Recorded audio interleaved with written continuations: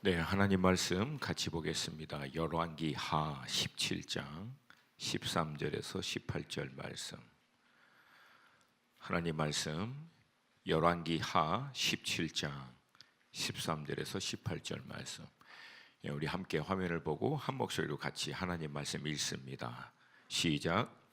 여호와께서 각 선지자와 각 선견자를 통하여 이스라엘과 유다에게 지정하여 이르시기를 너희는 돌이켜 너희 악한 길에서 떠나 나의 명령과 율례를 지키되 내가 너의 조상들에게 명령하고 또 내 종 선지자들을 통하여 너희에게 전한 모든 율법대로 행하라 하였으나 그들이 듣지 아니하고 그들의 목을 곧게 하기를 그들의 하나님 여호와를 믿지 아니하던 그들 조상들의 목같이 하여 여호와의 율례와 여호와께서 그들의 조상들과 더불어 세우신 언약과 경계하신 말씀을 버리고 허무한 것을 뒤따라 허망하며 또 여호와께서 명령하사 따르지 말라 하신 사방 이방 사람을 따라 그들의 하나님 여호와의 모든 명령을 버리고 자기들을 위하여 두 송아지 형상을 부어 만들고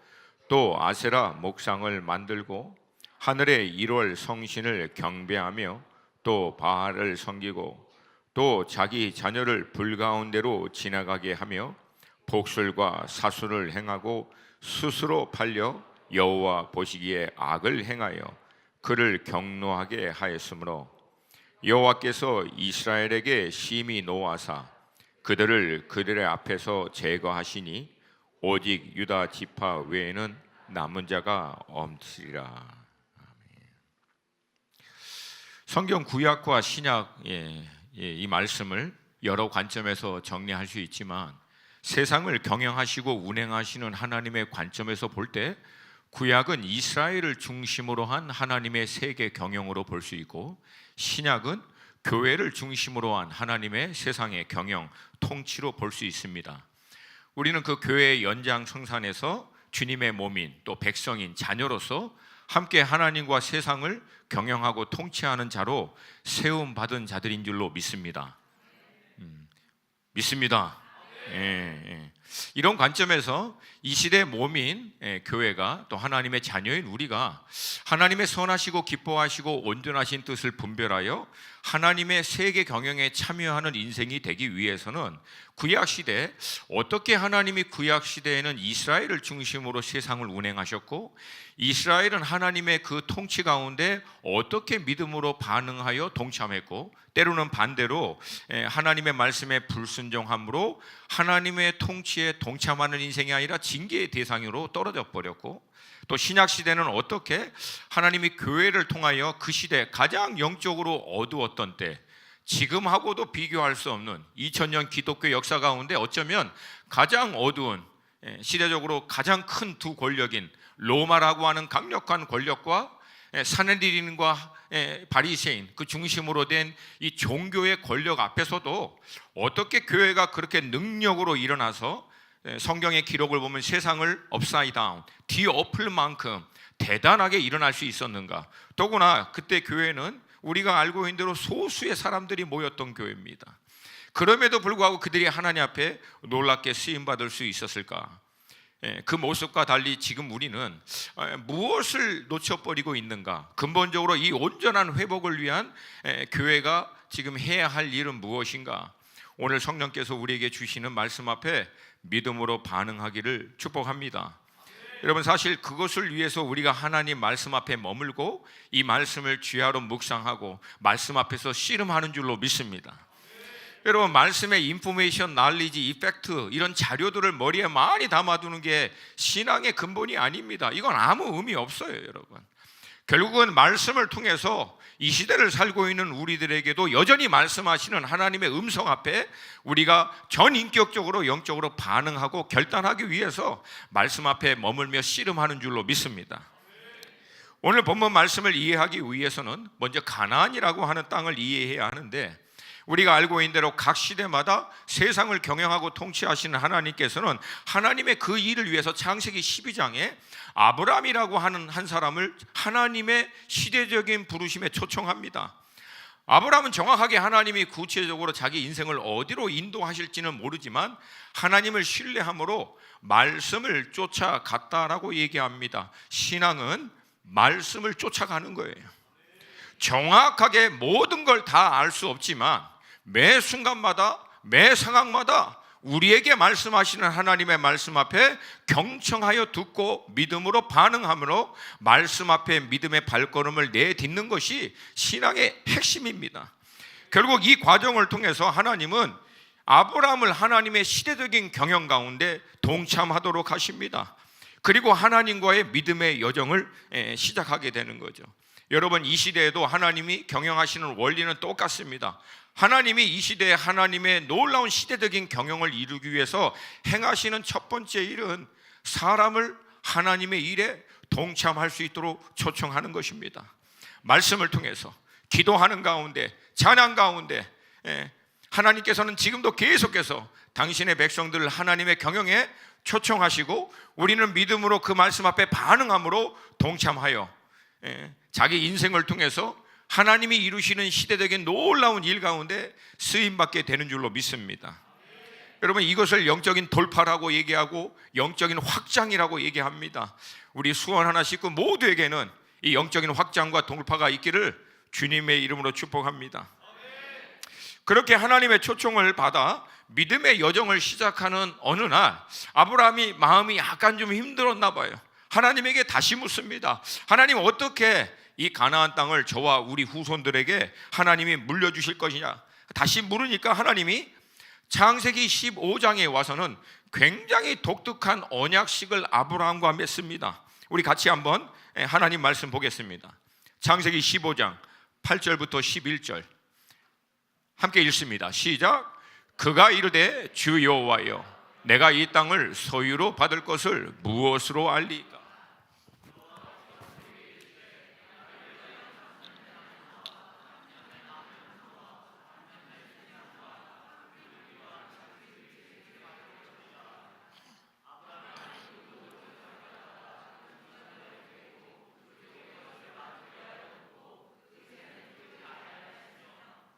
솔개가 그 사처 위에 내릴 때에는 아브라함이 쫓았더라. 아멘. 짐승을 쪼개서 반으로 쪼개서 서로 마주보게 하고 그 길 사이를 언약을 맺는 두 당사자가 걸어가는 것은 당시 근동, 이 중동 땅에서 흔히 하던 언약식입니다.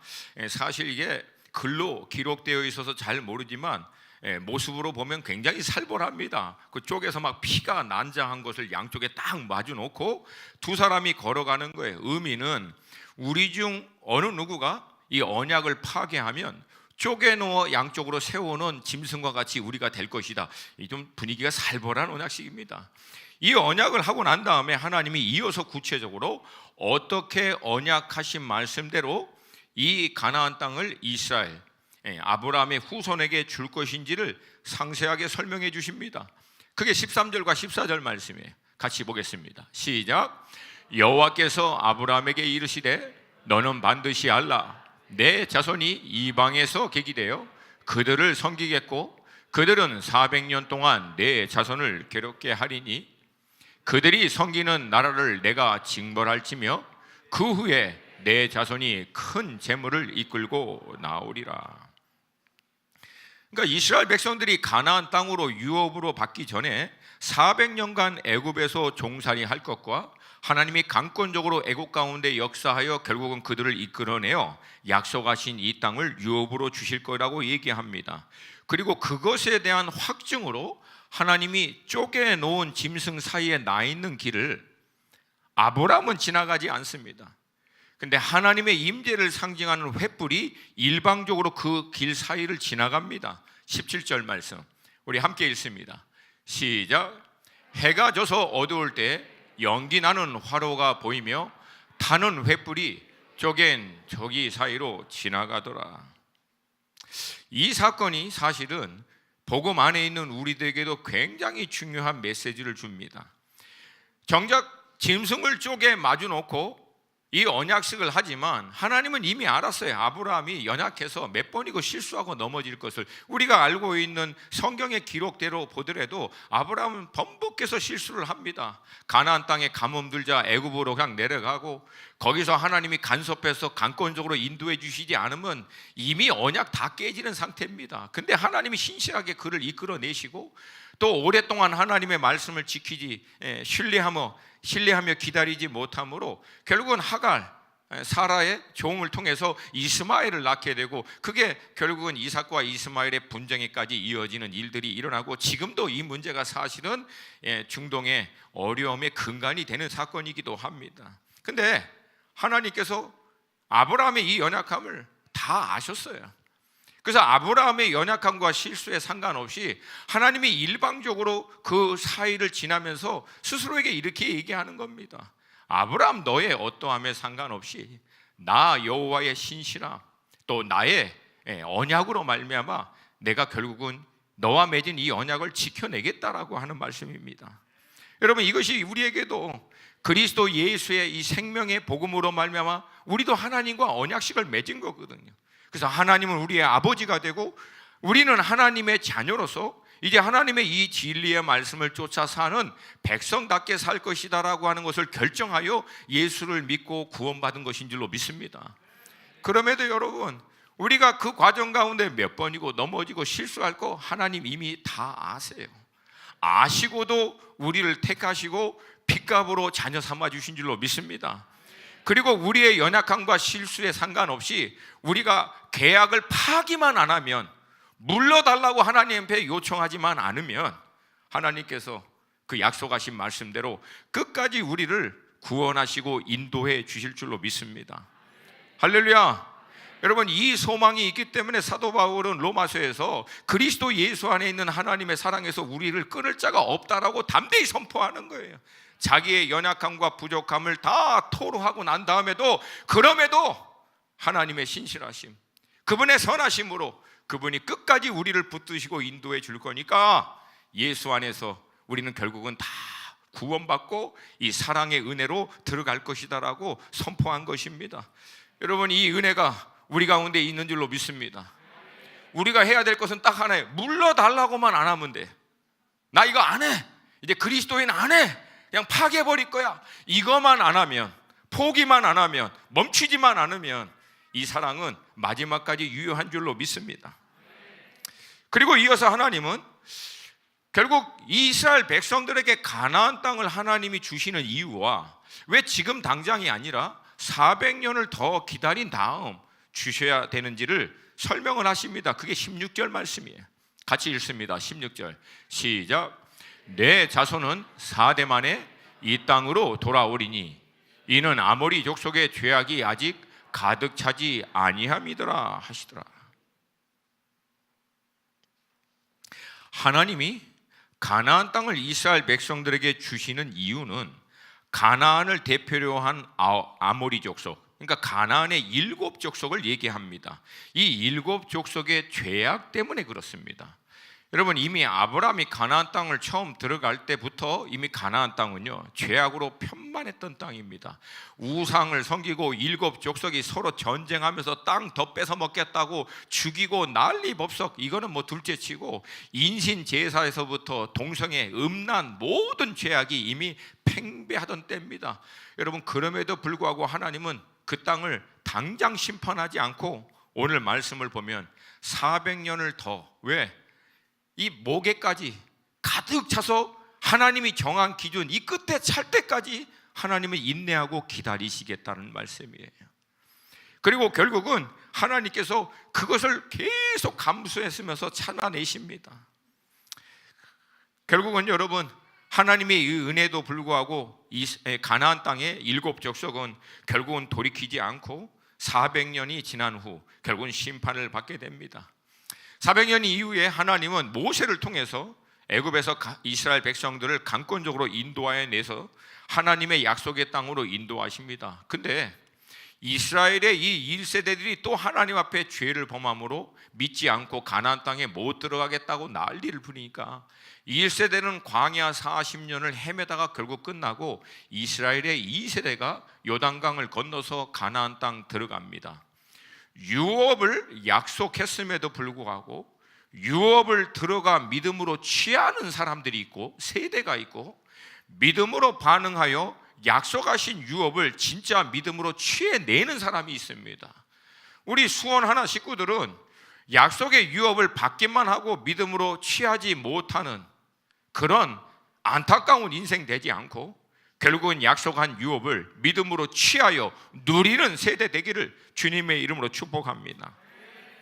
여러분, 근데 이 얘기는 가나안의 7족속이 죄악이 끝까지 찼음에도 불구하고 하나님이 보너스로 40년을 더 준 거하고 똑같은 얘기예요. 이미 그들은 죄악이 찼는데 이스라엘 백성의 1세대들이 헤매므로 말미암아 40년을 하나님이 더 주신 거예요. 근데 이 얘기는 곧 40년을 더 줬음에도 불구하고 가나안 땅은 결국은 주님께 돌아오지 않고 결국은 심판을 받게 되는 것이에요. 여러분, 우리가 오해하지 말 것은 하나님이 이스라엘 백성들을 가나안 땅으로 인도하기 위해서 가나안의 7족속을 심판한 게 아닙니다. 이스라엘에 상관없이 가나안의 7족속은 이미 그들의 죄가 찼기 때문에 하나님의 심판을 받는 거예요. 소돔과 고모라와 똑같이.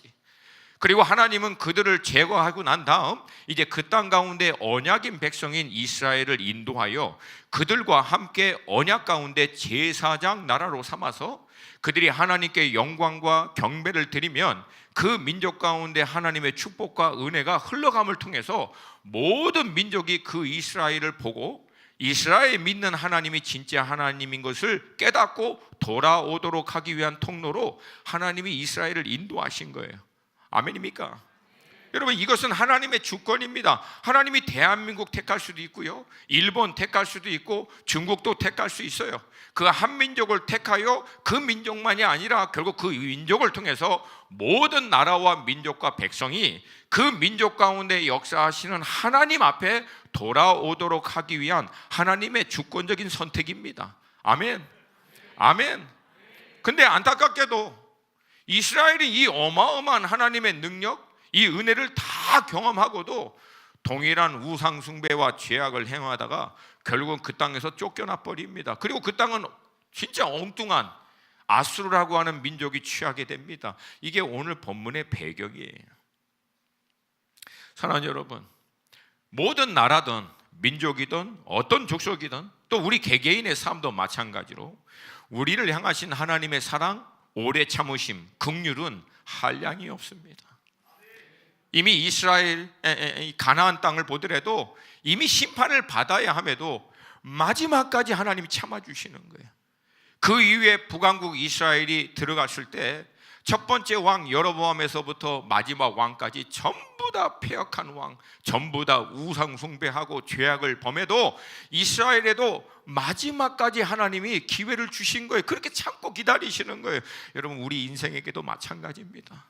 끝까지 하나님은 참고 기다리신 줄로 믿습니다.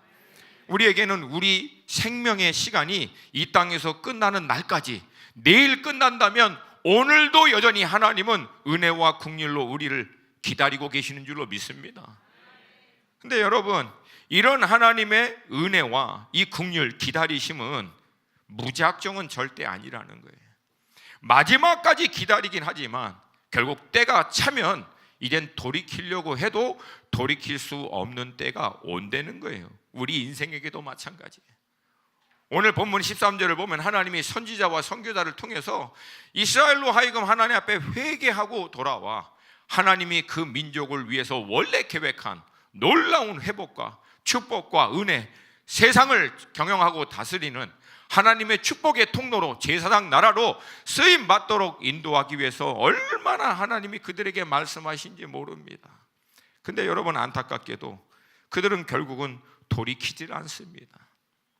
여러분, 우리를 향한 하나님의 놀라운 축복은 예비되었음에도 불구하고 하나님의 이 놀라운 회복과 세상을 경영하신 하나님의 섭리 가운데 놀랍게 쓰임받을 수 있는 일은 그냥 막무가내로 주어지는 게 아니라 반드시 회개를 통과하는 자들에게 주어지는 하나님의 축복인 줄로 믿습니다. 여러분 잊지 마세요.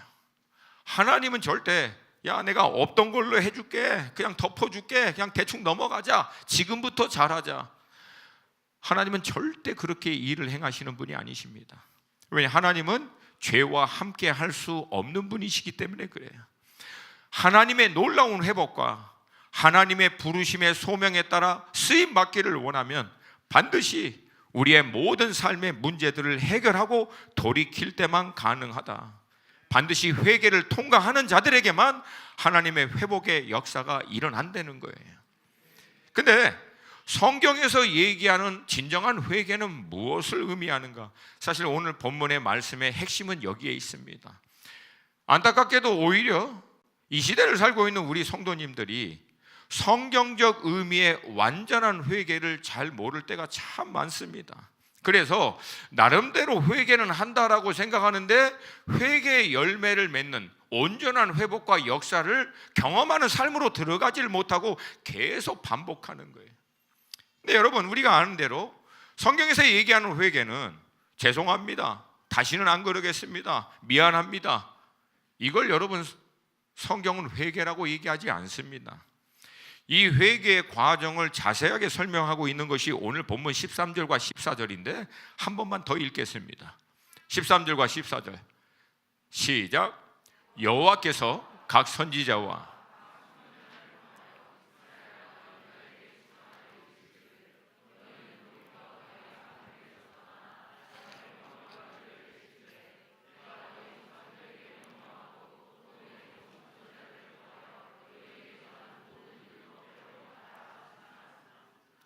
그들이 듣지 아니하고 그들의 목을 곧게 하기를 그들의 하나님 여호와를 믿지 아니하던 그들의 조상들의 목과 같이 하여.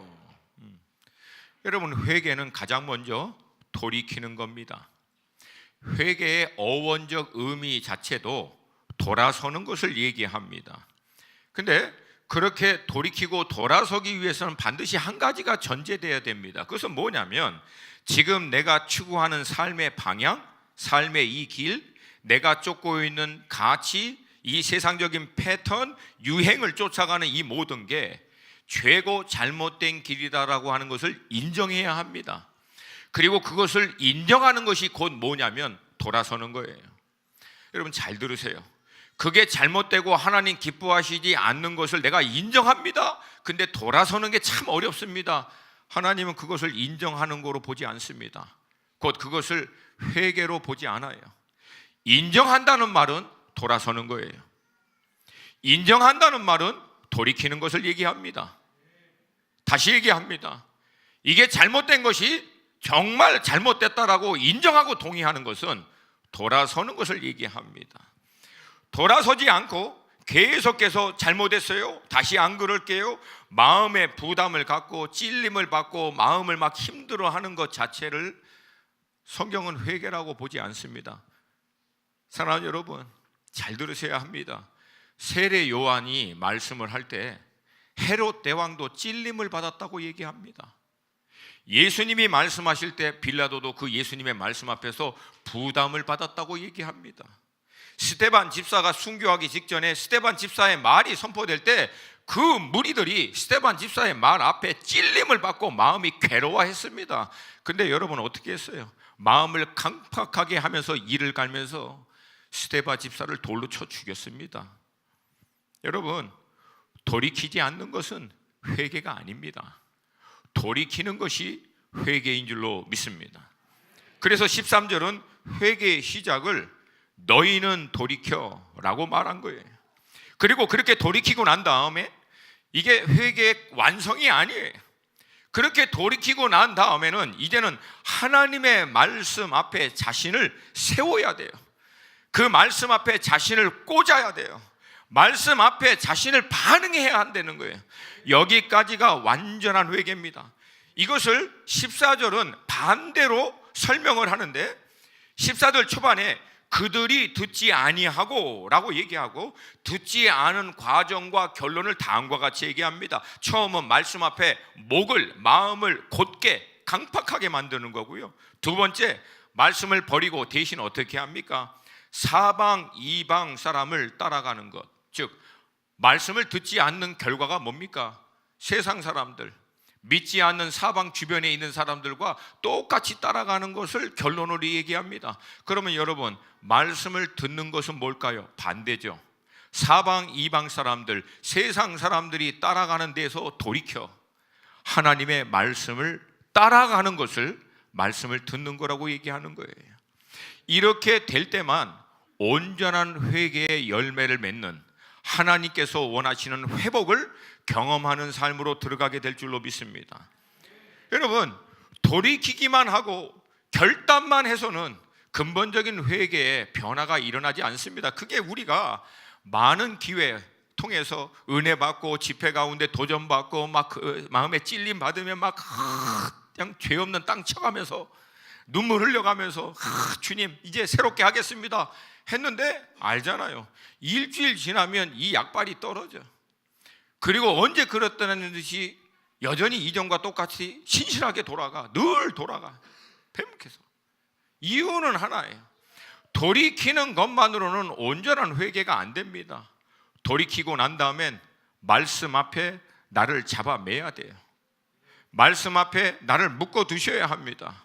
다른 말로 얘기하면 말씀 앞에 나를 앉혀놓고 그 말씀 앞에서 씨름해야 된다는 거예요. 씨름해야 된다는 거예요. 안타깝게도 이스라엘은요, 이 하나님의 돌이키라는 말씀을 거부합니다. 앞서 말씀드린 대로 의도적으로 마음을 굳게 하는 거예요. 이것은 여러분, 믿고 싶고 그렇게 하고 싶고 말씀을 온전히 붙들어 따라가고 싶은데도 넘어지고 쓰러지는 거하고는 근본적으로 달라요. 여러분, 로마서 7장을 보면 사도 바울이 믿는 성도들 안에 있는 영적인 내적인 갈등에 대해서 굉장히 자세히 설명을 합니다.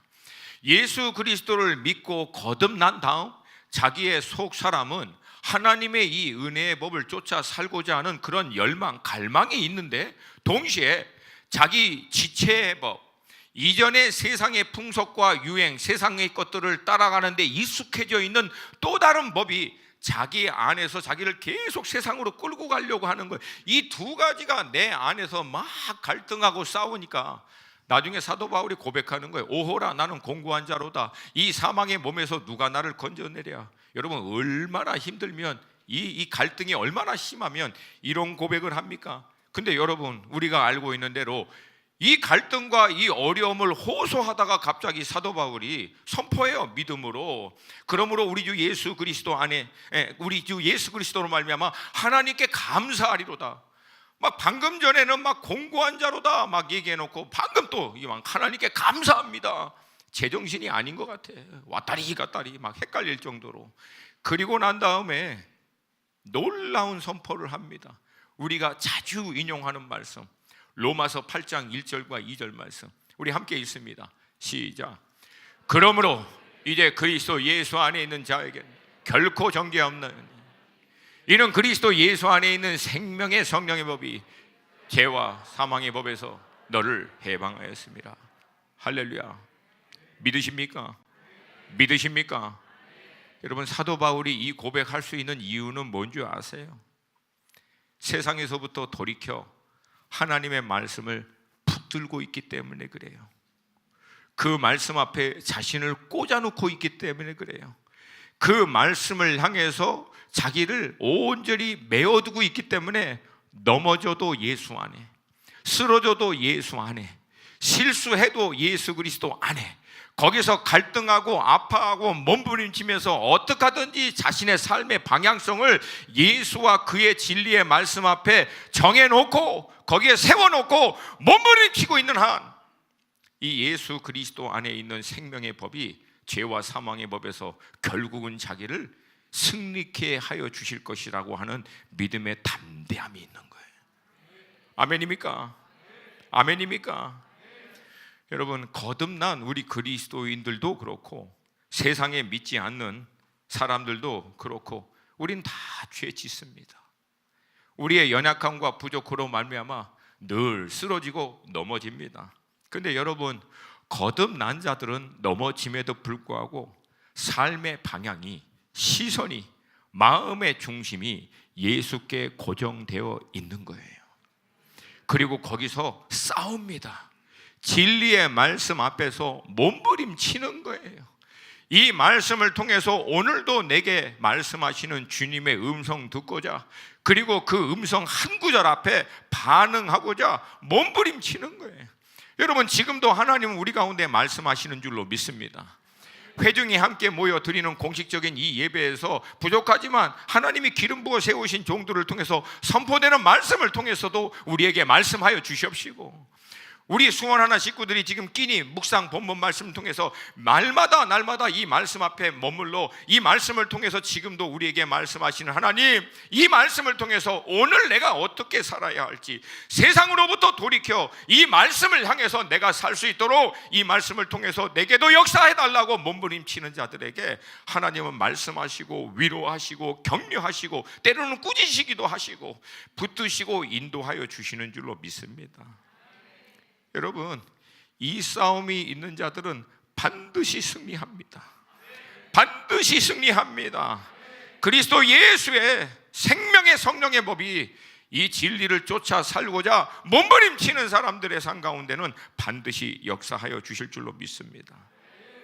이 세상 사람들은요, 말씀 앞에서 찔림받고 부담받고 힘들어하기도 해요. 그러나 결국은 그 이후에 마음을 강팍하게 하면서 말씀을 결국은 쳐내버립니다. 근데 여러분, 그 과정을 오늘 성경은 굉장히 독특하게 표현합니다. 재밌다라고 얘기하기엔 좀 죄송스럽고 독특하게 이렇게 표현합니다. 왜 그들이 그렇게 하는가? 16절, 자기들을 위하여 라고 나옵니다.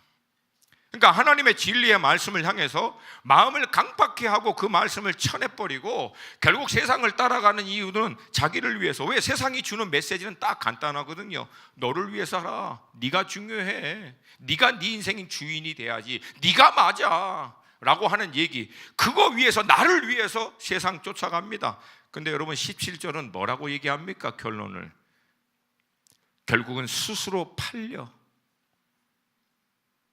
자기가 주인 돼서 자기가 원하는 대로 자기 인생 마음껏 원하는 대로 사는 것 같지만 성경은 얘기합니다. 자기 마음대로 사는 게 아니라 질질 끌려서 스스로 팔려 노예가 되는 인생. 그래서 결국은 이 세상에 잠시 있다가 없어지는 허망한 것들을 위해서 영원한 영적인 존재인데, 하나님의 나라의 영원한 유업을 이을 자인데 그거 다 놓쳐버리고 세상에 있는 것들에 팔려서 끌려서 돈과 명예, 성공, 뭐 어떤 이름이 됐던 그거에 질질 끌려 살다가 결국은 멸망하게 된다는 거예요. 여러분, 진리의 놀라운 반전은 반대입니다. 이게 참 신기해요. 세상은 우리가 주인 되어 우리 마음대로 살라고 우리를 미혹해 놓고는요, 결국 우리를 질질 끌고 와서 멸망하는 인생으로 끌고 들어가 버립니다. 근데 복음은, 진리의 말씀은 우리 자신 부인하고 십자가 지라고 마치 도살장에 끌려가는 양같이 시작했다가도 결국은 어떻게 합니까? 진리가 우리를 자유케 함과 동시에 원래 하나님이 우리를 창조하시고 구원하신 목적에 따라 영원한 하나님의 나라를 유업으로 잇고 세상을 경영하고 통치하시는 하나님의 시대적인 부르심에 쓰임받는 인생들로 우리를 인도해 가십니다. 할렐루야, 할렐루야. 여러분, 성경은 그래서 인생의 중요는, 따라서 합시다, 인생은 방향성의 문제다. 중간 없어요, 사랑하는 여러분. 저도 중간이 있었으면 좋겠어. 뭐 하나 그런 분 있잖아요. 뭐 카널 크리스찬, 세속적인 그리스도인, 성령 충만한 죄인. 말도 안 되는 소리지. 그게 어떻게 말이 됩니까? 여러분, 하나님도 안 쫓아가지만 그래서 내가 죄송해서 세상도 안 쫓아가고 그 중간에 그레이 에어리아, 뭔가 좀 회색지대, 이것도 저것도 아닌 그 미묘한 틈을 지혜롭고 규모 있게 저는 잘 좀 이렇게, 저도 그런 길이 있으면 따라가고 싶어요. 근데 성경은 한 번도 그런 길에 대해서 얘기하고 있지 않습니다. 물론 특정한 기간 동안엔 우리가 그 사이에서 갈등하고 괴로워하지만 결국 우리 인생은요, 둘 중 하나로 종결됩니다. 어디를 따라가시느냐? 나는 궁극적으로 무엇을 추구하며 사느냐? 이것이 우리 인생의 모든 결론을 결정하게 됩니다. 그러므로 사랑하는 여러분, 하나님의 진정한 회복을 경험하길 원하십니까? 시대 가운데 하나님의 경영에 동참하는 여러분의 전문 영역이 무엇이든, 하나님이 여러분 각자에게 허락하신 삶의 규모, 믿음의 분량, 자리와 역할이 어디든 우리가 아버지라고 부르시는 하나님은 세상을 경영하고 통치하는 분이시기 때문에 세상의 눈에는 우리가 실패자같이 보이고 아무것도 아닌 것 같고 힘도 없고 백도 없고 능력이 없어서 신이라고 부르고 있는 뭐 말도 안 되는 존재에게 빌붙여서 빌빌거리는 것 같이 보일지라도, 그런 모든 세상의 잡다한 생각들, 소음들 다 끊어버리고 하나님의 진리의 말씀 앞에 딱 꽂을 때 시대를 경영하시는 하나님의 그 구체적인 부르심의 영역 가운데 우리를 불러 사용하시는 분이신 줄로 믿습니다. 여러분, 정말 아이러니컬한 게 뭐냐면, 도대체 세상 사람들은 왜 하나님의 말씀 앞에 이토록 강팍하게 하고 대적하면서 저렇게 이 세상이 얘기하고 있는 것을 쫓아가는가? 간단해요. 땅을 얻고자, 그리고 땅에 있는 소산물을 더 많이 먹고자, 더 많이 취하고자, 제 표현으로 하면 그 난리를 피우는 거예요. 근데 여러분, 성경은 뭐라고 얘기합니까? 저는 이 성경이 그렇게 해서 이래서 좋아요. 이래서 신명기 11장, 신명기 30장 나중에 찾아보세요. 신학에서 예수님의 모든 가르침의 핵심이 됐던 엑기스가 됐던 이 팔복에서 마태복음 5장 5절 이렇게 얘기합니다. 함께 읽습니다. 시작. 온유한 자는 복이 있나니 그들이 땅을 기업으로 받을 것이요. 시편 37편 11절 시작. 그러나 온유한 자들은 땅을 차지하며 풍성한 화평으로 즐거워하리로다. 여러분, 성경은 결국 온유한 자가 땅을 차지한다고 얘기합니다. 여러분, 이 온유함이 성경에서 얘기하고 있는 온유함의 성경적 근거가 뭐냐면, 야생마를 잡아다가 그것을 훈련을 거듭 반복함으로 결국 명마로 딱 준비시켜서 주인이 그 명마를 딱 붙들고 있는 상태, 영어로 얘기하면 power under control이라고 얘기합니다. 즉 다스림 가운데 온전히 붙들려 있는 힘, 능력, 이것을 온유함이라고 얘기합니다. 여러분, 온유함이 저는 못해요, 온유해요, 저는 성경은 전혀 그걸 온유하다고 얘기하지 않아요. 진리의 말씀을 쫓아 살고 각자 부르심의 영역과 전문 영역에서 실력을 달고 쌓는, 싸울 날을 위하여 마병을 예비하라고 하는 말씀에 따라 내게 주어진 상황과 환경에서 최선을 다하여 준비하지만 승리는 여호와께 있다라고 하는 것을 믿기 때문에 주님의 말씀 앞에, 진리 앞에 딱 붙들려 있는 거예요. 말씀이 있을 때까지. 그러나 하나님의 말씀이 있을 때는 담대함으로 상황과 환경에 상관없이 오직 그 말씀의 인도하심을 쫓아 나아가는 성경적 온유함은요, 말씀에만 반응하는 것을 얘기합니다. 하나님의 진리 앞에서만 반응하는 것을 얘기합니다. 여러분, 하나님은 그런 자들이 결국은 땅을 취하게 된다고 얘기합니다. 물론 이 시대를 살고 있는 여러분과 저에게 딜레마가 있어요. 왜? 현실은 나쁜 놈이 다 먹는 것 같아. 악한 놈이 더 많이 먹고 더 많이 차지하고 더 많이 누리고, 그러고 편안하게 마지막도 잘 죽는 것 같아. 막 그런 거 보면 막 화가 나죠, 우리가 볼 때. 그리고 이게 혼동됩니다. 이게 분명히 성경은 그렇게 얘기하지 않는데 왜 눈에 보이는 상황은 이게 반대로 될까? 근데 여러분, 시편에도 나와 있고 잠언에도 나와 있어요. 잠시입니다. 잠시 악한 사람이 하나님의 말씀을 대적하고 마음을 강팍해 하고 모든 수단과 방법, 인맥 동원해서 땅을 취하고 땅에 있는 소산을 더 먹고 성공하려고 했던 사람들이 다 먹은 듯 하지만 잠깐 있다가 사라집니다. 또 다른 자가 일어나죠. 잠깐 있다가 사라집니다. 여러분, 북왕국 이스라엘이 아수르에 의해서 멸망하니까 북왕국 이스라엘이 멸망하면서도 물론 자기들이 잘못했죠. 근데도 딜레마에 빠진 거예요. 왜?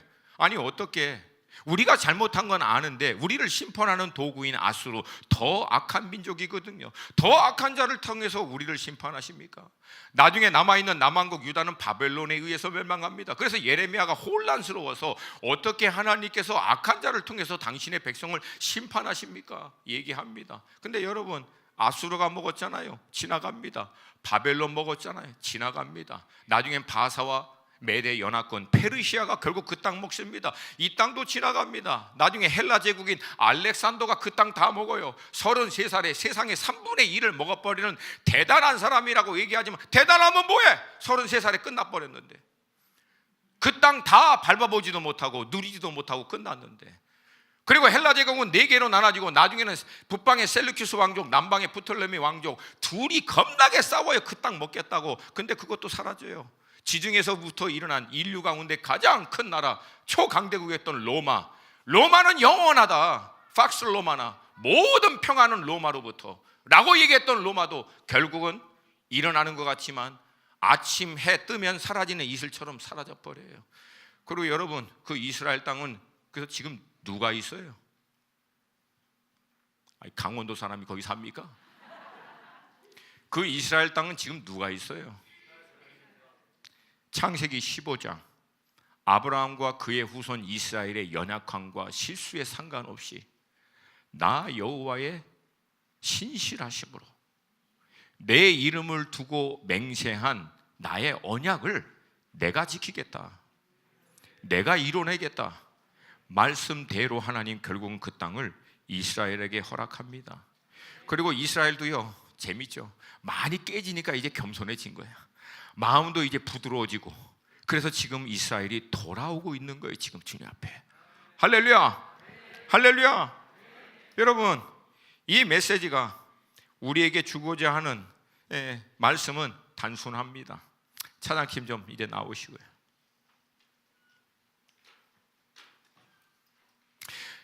여러분, 앞으로 마지막 때가 가까우면 가까울수록 여러분이 두 가지 현상을 굉장히 두드러지게 이제 보게 될 겁니다. 그럼 뭐예요? 말씀하신 대로 의도적으로 하나님의 말씀을 향해서 강팍해 하며 말씀을 조롱하고 멸시하고 하나님을 향해서 조롱하는 온갖 인간의 술수, 방법, 악한 계획들을 통해서 땅을 다 먹고 땅에 있는 소산을 다 취할 것 같은 나라와 민족, 개개인들이 계속해서 일어날 거예요. 그리고 그것이 거의 이제 꼭대기에 찰 때까지 이게 막 일어날 거예요. 근데 여러분, 그렇게 일어나다가 사라지고 일어나다가 사라지고 이게 계속해서 역사의 과거의 흐름과 똑같이 마지막에도 끝에까지 치달으면서 일어나게 될 거예요. 근데 여러분, 그들은 전부 다 그렇게 바다의 파도와 같이 거품과 같이 일어났다가 때가 되면 잔잔하게 아침 이슬처럼 마치 영화의 단역 배우 같이 반짝하다가 사라져버리고 아무도 그 이름을 기억하지 못하는 나라와 민족과 인생으로 다 사라질 거예요. 근데 그 난리 한복판에 하나님의 두 눈은 땅을 두루 감찰하사 자기의 마음과 생각, 삶을 세상으로부터 돌이켜 진리의 말씀 앞에 꽂아 주님 말씀하시면 주님 말씀 앞에서만 반응하고 나아가겠습니다. 말씀해 주시옵소서. 주님 말씀해 주시옵소서. 내 인생을 향한 주님의 계획과 뜻은 무엇입니까? 세상을 경영하고 통치하고 다스리시는 하나님의 시대적인 부르심 앞에 나는 어떻게 준비하여 쓰임받아야 합니까? 주님, 내게도 오셔서 말씀하여 주시옵소서. 그런 개개인, 그런 공동체, 그런 나라와 민족을 통해서 하나님은 여전히 이 세상을 경영하고 통치하시는 분이 하나님이신 것을 나타내시고 증거하실 줄로 믿습니다. 그런 하나님의 사람들을 하나님은 택하시고 불러서 하나님의 시대적인 경영 가운데 동참하게 함으로 세상을 진동시킬 거예요. 그게 여러분 2000년 기독교 역사 가운데 있었던 부흥의 사건들입니다. 놀라운 하나님의 반전들을 하나님은 행하실 줄로 믿습니다. 마지막 때의 두 가지의 그림은 저는 너무나 분명해요.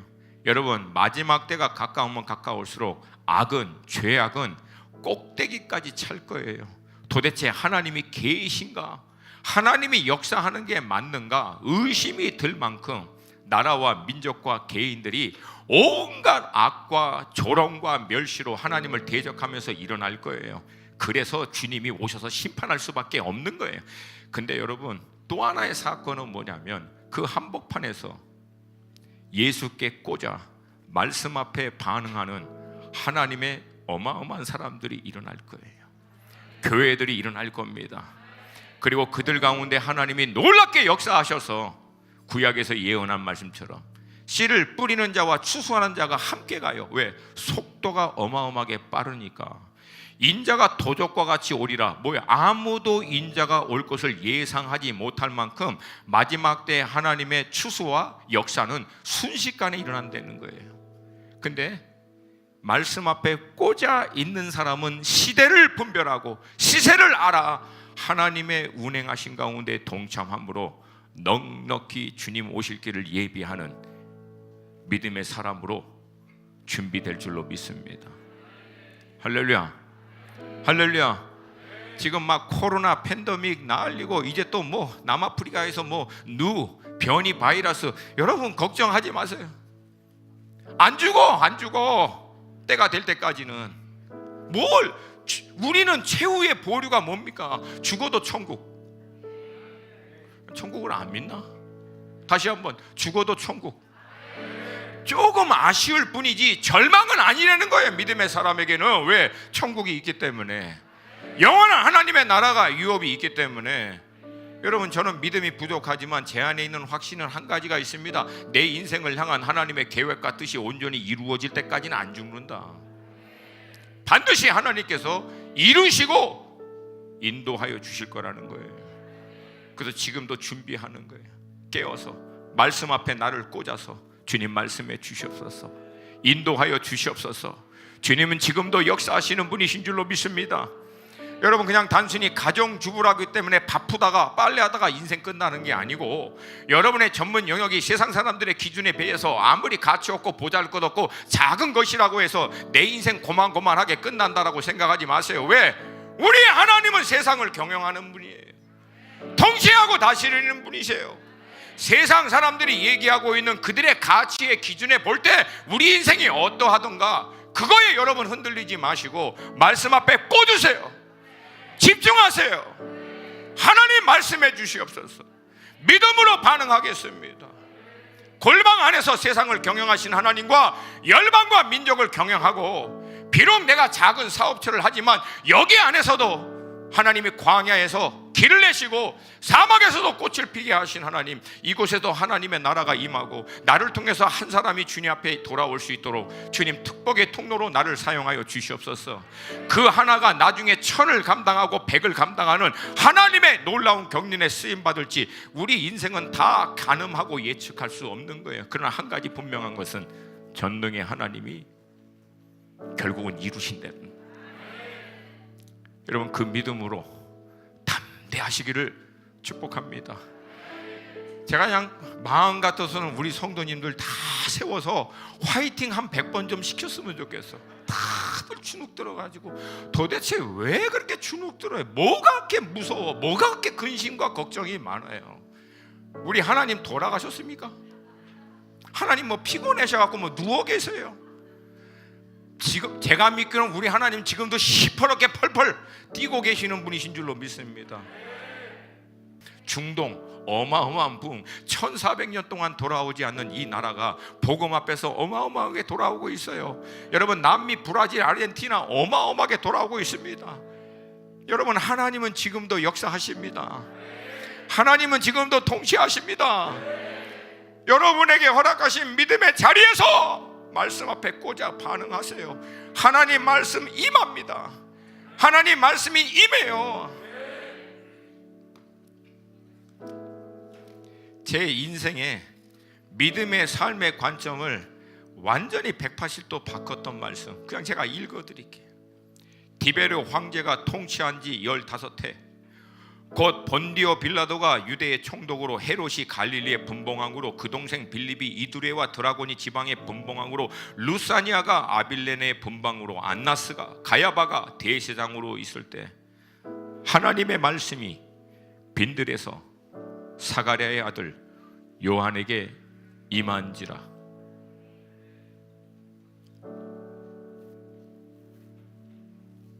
세상의 통치자, 세상에서 성공하고 잘 나가는 사람들 아무 관심이 없어요. 하나님은 빈들에서 하나님께 꽂혀 있는 침례 요한에게 결국 시대를 경영하시는 하나님의 경영, 이 블루프린트가, 말씀이 요한에게 임한 거예요.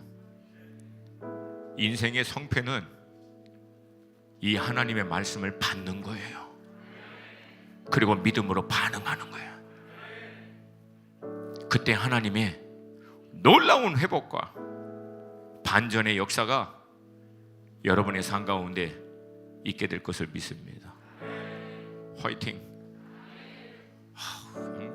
화이팅! 아멘입니까?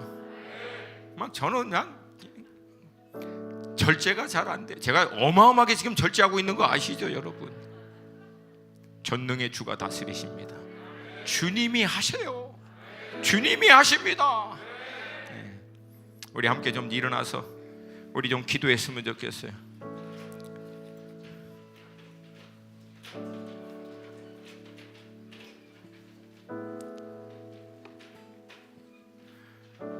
여러분, 우리 고 목사님은 인격적이고 굉장히 논리적이고 깊은 말씀으로 끌어내는 분이지만 저는 장돌배기 스타일입니다. 그냥 딥다 질러버리는 스타일이에요. 똑같으면 재미없잖아요. 가끔가다 이제 여러분 간식과 특별식도 먹어야 되니까. 할렐루야, 할렐루야. 그러니까 여러분 자주 먹지는 않으니까 걱정하지 마시고, 오늘은 여러분 다 같이 좀 손을 들었습니다. 우리 기도 한 2-3분만 다 기도할게요. 하나님, 내가 이 세상으로부터 돌이킬 것을 선택합니다. 그리고 말씀 앞에 나를 꽂을 것을 선택합니다.